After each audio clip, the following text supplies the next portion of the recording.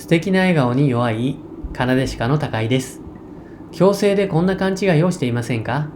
金属部分が目立つ、治療期間が長い、費用が高い、自分にも当てはまると思った人は、当院のホームページを検索してみると、新しい気づきがあると思います。日本人歯科医師が海外で活躍するための英単語をご紹介しています。今日の英単語はこちらになります。また、スマホで簡単にできる矯正見積もりページを作りました。無料見積もりはこの動画の下の説明欄からご利用ください。